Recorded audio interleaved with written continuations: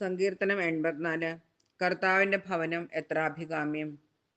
സൈന്യങ്ങളുടെ കർത്താവേ, അങ്ങയുടെ വാസസ്ഥലം എത്ര മനോഹരം! എൻ്റെ ആത്മാവ് കർത്താവിന്റെ അങ്കണത്തിലെത്താൻ വാഞ്ചിച്ച് തളരുന്നു. എൻ്റെ മനസ്സും ശരീരവും ജീവിക്കുന്നവനായ ദൈവത്തിന് ആനന്ദഗാനം ആലപിക്കുന്നു. എൻ്റെ രാജാവും ദൈവവുമായ സൈന്യങ്ങളുടെ കർത്താവേ, കുരുകിൽ പക്ഷി ഒരു സങ്കേതവും മീവൽ പക്ഷി കുഞ്ഞിനൊരു കൂടും അങ്ങയുടെ ബലിപീഠത്തിങ്കൽ കണ്ടെത്തുന്നുവല്ലോ. എന്നേക്കും അങ്ങയെ സ്തുതിച്ചുകൊണ്ട് അങ്ങയുടെ ഭവനത്തിൽ വസിക്കുന്നവർ ഭാഗ്യവാന്മാർ. അങ്ങയിൽ ശക്തി കണ്ടെത്തിയവർ ഭാഗ്യവാന്മാർ.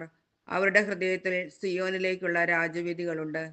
ബാക്ക താഴ്വരയിലൂടെ കടന്നു പോകുമ്പോൾ അവർ അതിനെ നീരുറവകളുടെ താഴ്വരയാക്കുന്നു. ശരത്കാല വൃഷ്ടി അതിനെ ജലാശയങ്ങൾ കൊണ്ട് നിറയ്ക്കുന്നു.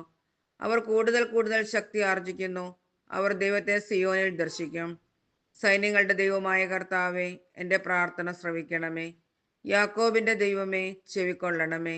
ഞങ്ങളുടെ പരിചയായ ദൈവമേ, അങ്ങയുടെ അഭിഷിക്തനെ കടാക്ഷിക്കണമേ. അന്യസ്ഥലത്ത് 1000 ദിവസത്തേക്കാൾ അങ്ങയുടെ അങ്കണത്തിൽ ഒരു ദിവസം ആയിരിക്കുന്നത് കൂടുതൽ അഭികാമ്യമാണ്. ദുഷ്ടതയുടെ കൂടാരങ്ങളിൽ വാഴുന്നതിനേക്കാൾ എൻ്റെ ദൈവത്തിന്റെ ആലയത്തിൽ വാതിൽ കാവൽക്കാരനാകാനാണ് ഞാൻ ആഗ്രഹിക്കുന്നത്. എന്തെന്നാൽ ദൈവമായ കർത്താവ് സൂര്യനും പരിചയുമാണ്.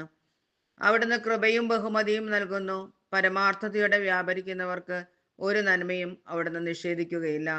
സൈന്യങ്ങളുടെ കർത്താവെ, അങ്ങയിൽ ആശ്രയിക്കുന്നവൻ ഭാഗ്യവാൻ.